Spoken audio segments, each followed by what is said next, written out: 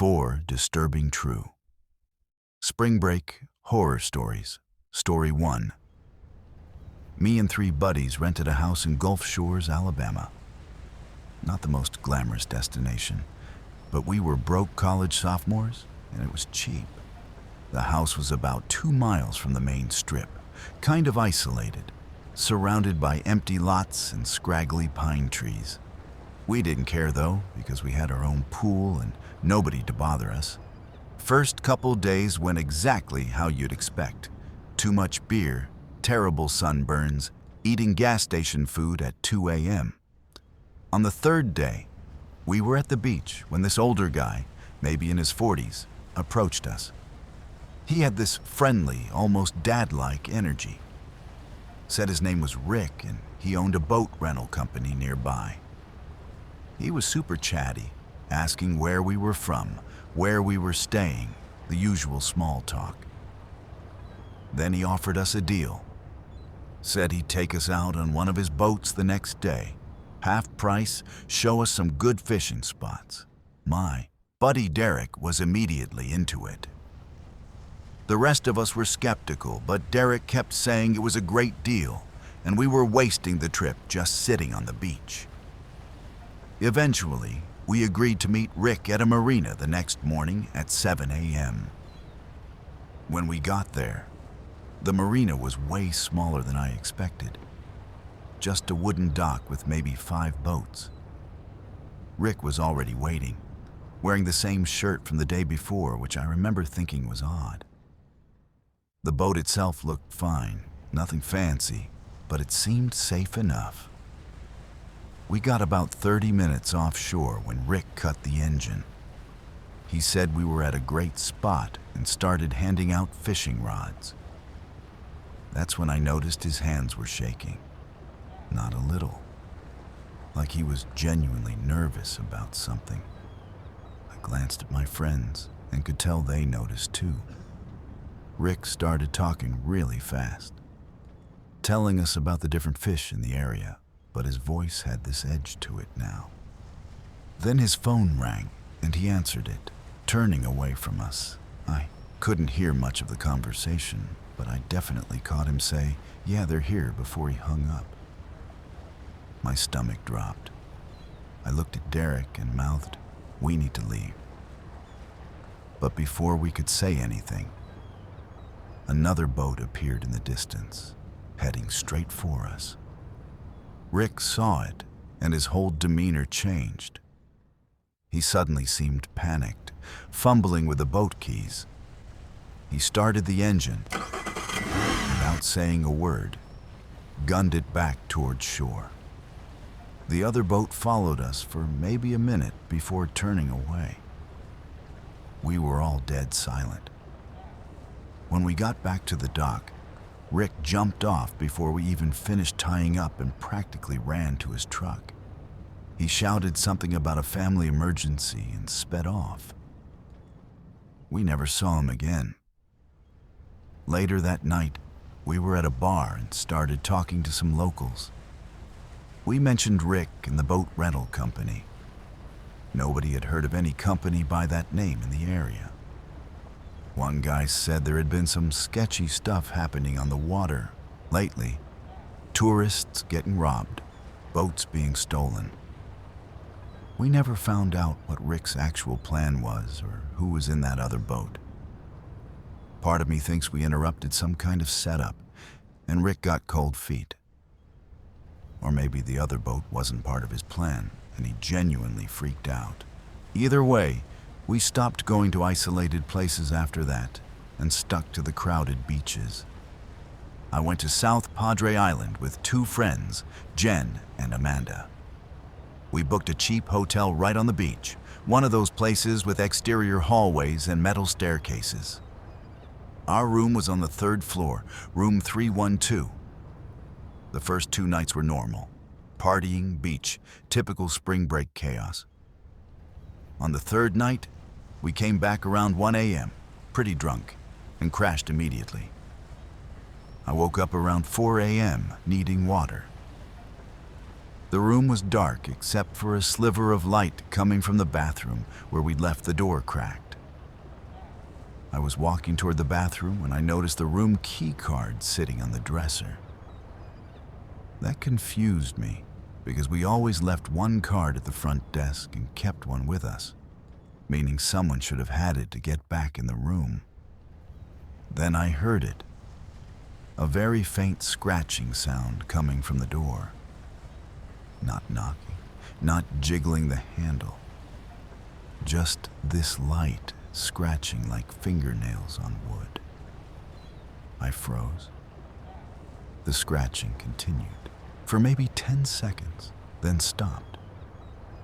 I stood there in the dark, waiting to see if it would happen again. It did. Same pattern, same duration. My heart was racing now. I thought about waking up Jen and Amanda, but didn't want to scare them if it was nothing. I crept over to the door and looked through the peephole. The hallway was empty. The scratching happened again, this time a bit more insistent. I realized the sound wasn't coming from our door. It was coming from next door, room 314. I watched through the peephole, and after a moment, I saw a figure step into view. It was a man, average build, wearing a hotel maintenance uniform. He was standing at room 314's door, scratching at it with what looked like a key or small screwdriver, trying to work the lock. My blood ran cold. I watched as he successfully got the door open and slipped inside room 314. I immediately woke up my friends, and we called the front desk. The person who answered sounded annoyed and said they'd send someone up. Nobody came. We called again 10 minutes later and got a different person who seemed genuinely concerned and said they were contacting hotel security right away. Eventually, we heard commotion in the hallway. Security guards, then police. My friends and I gave statements. Apparently, the people staying in room 314 were two girls around our age who had also been out partying. The man in the maintenance uniform had entered their room and was rifling through their belongings when security arrived. He tried to run, but they caught him in the stairwell. Turns out he wasn't hotel staff at all.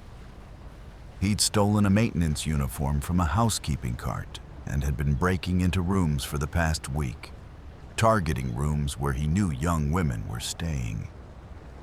He'd watch them leave for the night, confirm their rooms were empty, then break in to steal valuables, or worse, wait for them to come back. The scratching sound was him testing different lock-picking techniques. We checked out the next morning and drove home 2 days early.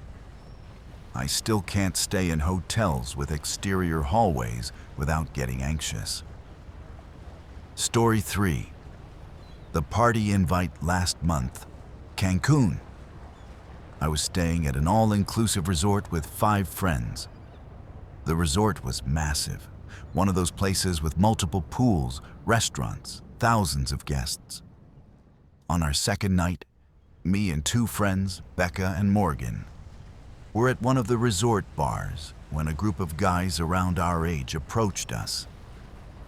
The guys said they were from Arizona, staying at the same resort, and invited us to a party happening later that night in one of the villas on the property.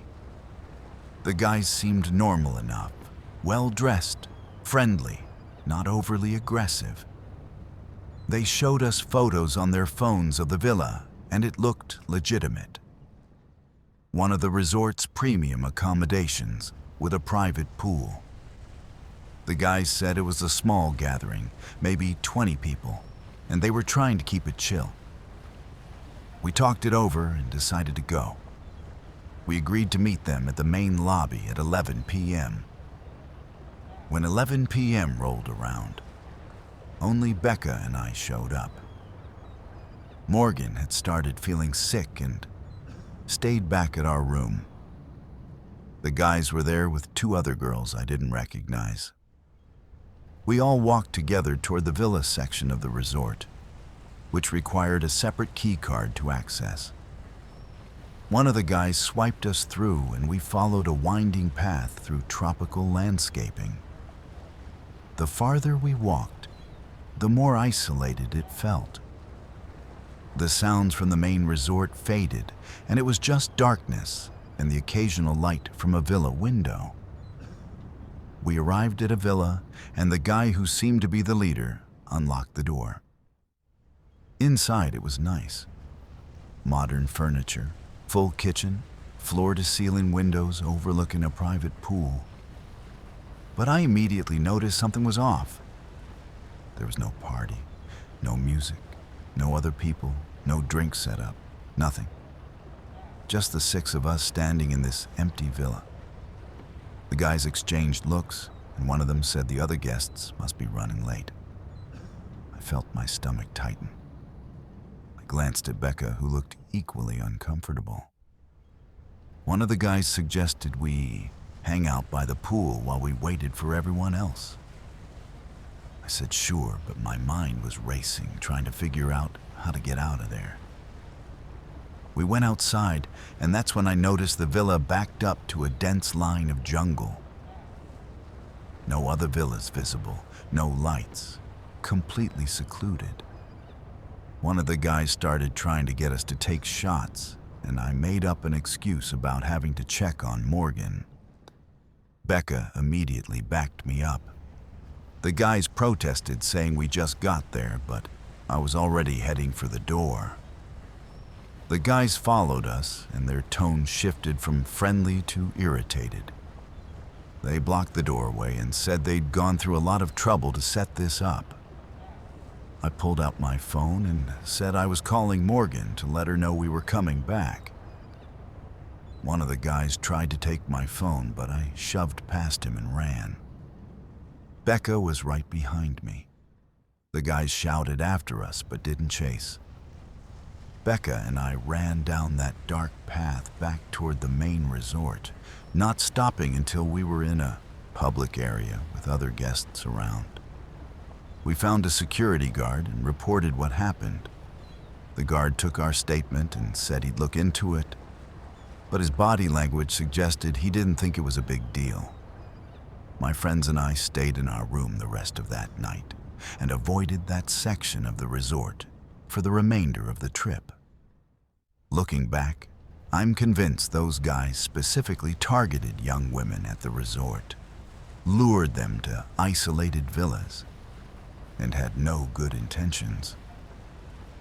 The fact that there was no party, nobody else there, and how quickly they got aggressive when I tried to leave. None of that sits right with me.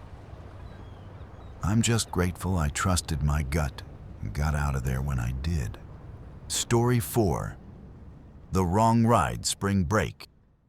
We'd been bar hopping in Wynwood and around 2 a.m. decided to call it a night. We ordered an Uber and waited outside the last bar we'd been at. The street was pretty active, lots of people out, cars passing by. Our Uber pulled up, a silver Honda Accord, license plate matched the app, driver's name was Miguel. We got in the back seat and Miguel immediately asked where we were headed. I thought that was weird since the destination was already in the app. But I just said the name of our hotel anyway. Miguel nodded and started driving. The route he took seemed off almost immediately. Instead of heading toward the highway, Miguel turned down a side street lined with warehouses and industrial buildings. I checked the app, and the route shown didn't match where we were going. I leaned forward and asked Miguel if he was following the GPS. Miguel said he knew a shortcut, and to trust him, Lauren grabbed my arm, clearly uncomfortable. I refreshed the app and noticed something strange. The driver photo didn't match the guy driving. The photo showed a younger guy, maybe late 20s. Miguel looked closer to 50. I felt panic creeping in. I told Miguel to pull over. We changed our mind. and wanted to get out. Miguel didn't respond, just kept driving. I said it again, louder this time. Miguel locked the doors. We heard the click and Lauren started breathing fast, on the verge of hyperventilating. I tried the door handle, locked. I tried to lower the window. Child lock engaged. Miguel turned down another dark street, going deeper into an area with no lights, no businesses, nobody around. I started yelling at Miguel to stop the car. Miguel still said nothing. I pulled out my phone and opened the Uber app, frantically looking for an emergency option. I found it and hit the button to contact Uber support while simultaneously calling 911. I put the 911 call on speaker and clearly stated our situation, describing the car and saying we'd been essentially kidnapped. The 911 dispatcher stayed on the line, and I could hear her relaying information to officers in the area. Miguel must have heard it too because he suddenly slammed on the brakes in the middle of the street. He unlocked the doors and shouted at us to get out. Lauren and I didn't hesitate. We grabbed our stuff and jumped out of the car. Miguel sped off before we even shut the door. We were stranded in an industrial area with no idea where we were. But at least we were out of that car. The 911 dispatcher guided us to a nearby gas station where police met us about 10 minutes later. The officers took our report and I showed them the Uber app with the ride details. Turned out, the account had been recently hacked. The real Miguel had reported his account compromised 2 days earlier, but Uber hadn't deactivated it yet. Someone had taken over his account and was using it to pose as a legitimate driver. The police searched the area, but never found the silver Honda. Lauren and I filed a report with Uber and eventually got a refund. But Uber's only real response was apologizing for the inconvenience. The whole experience made me paranoid about ride shares. I now obsessively check the driver's photo, license plate, and make the driver confirm my name before getting in any car. These stories are a reminder that spring break, for all its fun and freedom, comes with real risks. Predators know that people are relaxed, drunk, not paying attention. They know tourists don't know the area and are easy targets. Trust your gut, stay with your group, and don't assume people have good intentions just because you're on vacation. Sometimes the difference between a close call and a tragedy is just one decision.